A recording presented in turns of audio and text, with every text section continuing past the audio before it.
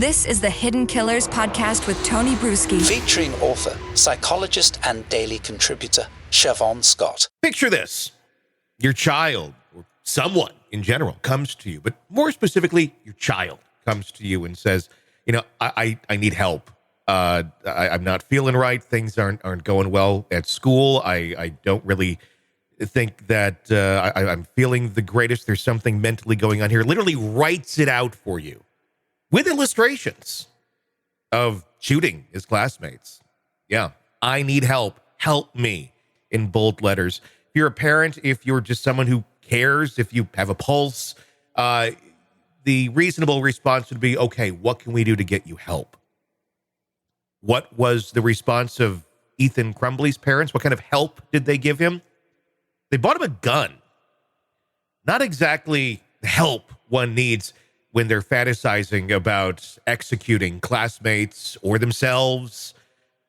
But that's what happened. And now James Crumbley, dad, one of the two parents who got those messages and thought, mental health help, medication, something. No, gun. Gun is the best idea. He's on trial for that very decision that was made. Shavaun Scott, psychotherapist and author, joining me to discuss. It's really kind of cut and dry, I think, of just how irresponsible the parenting was here. Yeah, if there was ever a case of gross negligence, which is what they need to prove to get an involuntary manslaughter conviction, this is it. This is it. Yeah. It's, as I've said, it's equivalent to taking a depressed 15-year-old, giving him a couple bottles of liquor and handing him the car keys and say, go out and have a fun night. Yeah. It's just really hard to believe how people can be that negligent. It is, especially when it is just so clear cut on what happened here. This isn't a case where the kid was, distant, but, put on a fairly positive facade and maybe you didn't see it coming, or they're really involved with their friends or a different thing. You're like, oh, let them be them. This is right in front of them, literally with the illustrations even of just how troubled he was. And yet they didn't do anything to help him. There's arguments that are going to be made that, well, the counselor or the school said, well, let him be here. It's fine.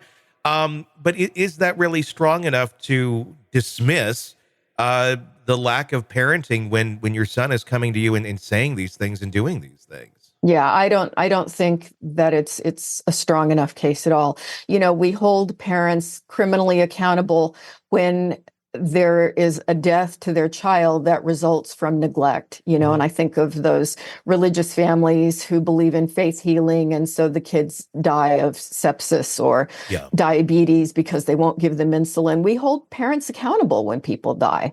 And when mental illness, and this kid clearly had mental illness, he was psychotic. When that is ignored, I don't think there's any doubt that there's criminal culpability. What I wonder here a little bit is there mental illness with the parents? And would that be taken into account? I don't know. We haven't really seen a whole lot of it. I do kind of, just on the surface question it a bit, especially with James, who is on trial right now. But, if there is something there, would that be taken into account on his, lack of appropriate response? Yeah, there certainly wasn't with the mother. I mean, I think we had enough evidence that she functioned very well in work and, was out on her horses and functioning her unusual sexual practices, were different, but I don't think it was indicative of mental illness per se. The father, we don't have any evidence about that yet. And is that something that they could introduce as a mitigating factor? Yeah, they could try it. They'd have to really prove it, but that's possible. I guess it's so frustrating just, as I described it at the very beginning, someone's pleading for help and you buy them a gun. It doesn't seem to make any sense. I know one of the other, points that they're going to be trying to make here about James is, he was depressed. He was in a bad place. He had recently lost his job. He's doing DoorDash and he was trying to provide. He was trying to do, what he could for his family. That's the angle. And it looks like he was trying to do that. But at the same point, just making horrible decisions or not being remotely present. I think it's not even about being present in this, because he was aware of what was going on. He literally, in one of the texts, and this is probably going to be the nail in the coffin for him, is telling his son to suck it up and take some pills when the son came to him. Yeah, and the other thing that I think is just striking, which came out yesterday in the opening statements from the prosecution, is that the gun came with a cable lock system. And not only was it not used, it had not been taken out of the package. So, put it in a gun safe that's unlocked. You have another locking system. You fail to use it. I don't think that depression accounts for that kind of poor judgment. I think to really have a mental health factor weigh in heavily, it would have to be he was psychotic and clearly not grounded in reality, where depressed people are still grounded in reality, you know?